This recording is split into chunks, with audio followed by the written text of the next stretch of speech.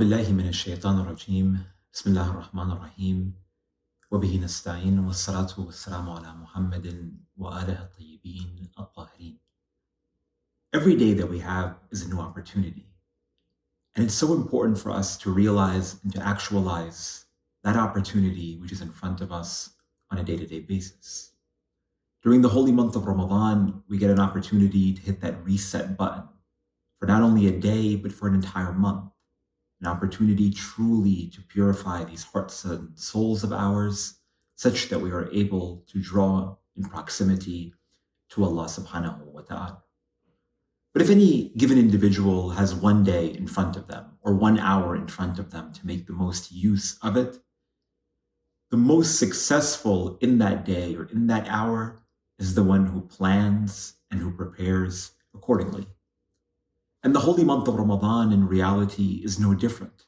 It's so important for us to set realistic, tangible goals for us to attain and for us to achieve during the course of these days and nights.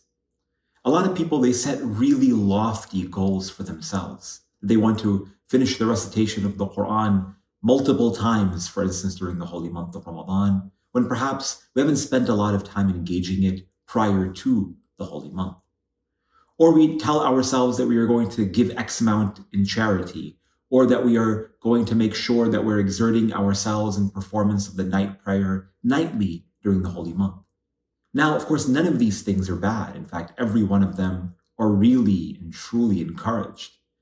But at the end of the day, it's all about setting realistic, tangible goals for ourselves, such that we are actually and truly able to achieve them. Because the last thing that anyone wants to experience is a burnout when it comes to our engagement with the Lord of the worlds. If we set a goal that is too difficult to achieve, all of a sudden we look down at ourselves and we begin to self-deprecate.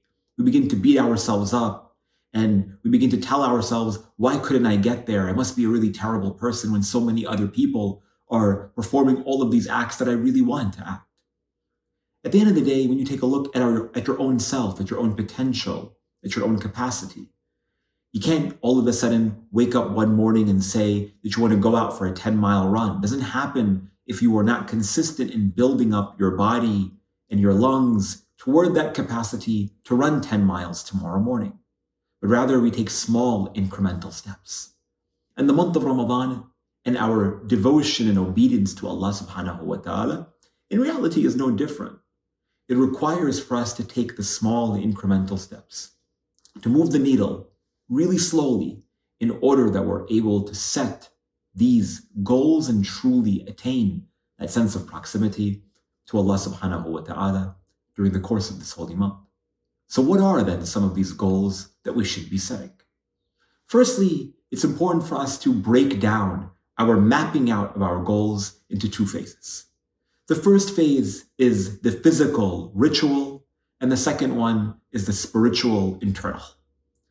On the first level, it is important for us to set realistic goals, undoubtedly, that we have the potential and capacity to attain and to reach and to get to.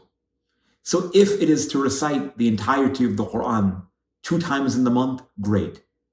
If you can complete the recitation of the Quran entirely in 1 month, great. But if you can also only recite 5 verses a day, well, then that's okay. Commit yourself and be consistent to those 5 verses, 7 verses, 10 verses, 1 page, 2 pages a day, as long as you couple it with something practical, contemplation, reflection upon it, for instance. Similarly, if you're going to set really lofty goals that you're unable to attain, again, you're going to give up on even attempting to be successful throughout the course of that journey very early on during the course of the month.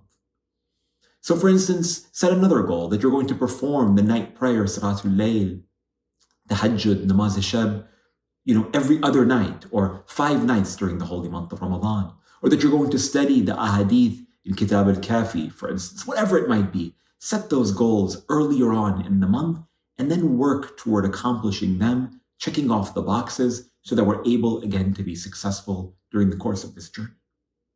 On the flip side, we have these spiritual internal goals that we should also be setting out for ourselves, particularly in the early onslaught of the holy month of Ramadan, and undoubtedly something that we should be revisiting as we approach and get closer to the nights of Layal al-Qadr, but even beyond that, because recognizing that the purification of heart is a lifelong journey and not something that can be solely accomplished during the course of a couple of days.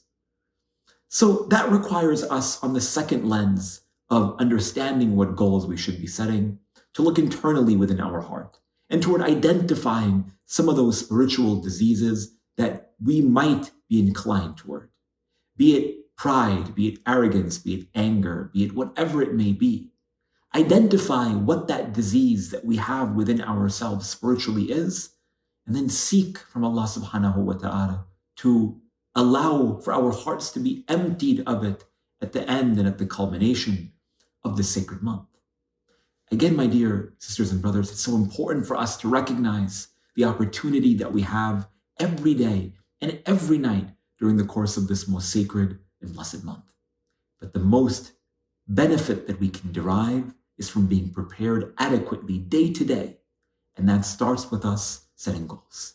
Set those ritualistic, physical, tangible goals that we can check off on a box on a day-to-day basis on one lens. But number two, don't forget about your heart. Don't forget about your soul. And of course, I remind myself before I remind anyone else. Let us work toward identifying those obstacles that we have internally and asking Allah subhanahu wa ta'ala for us to truly purify ourselves during the course of these nights and days. Walhamdulillah Rabbil Alameen. Wa sallallahu ala Muhammadin wa alihi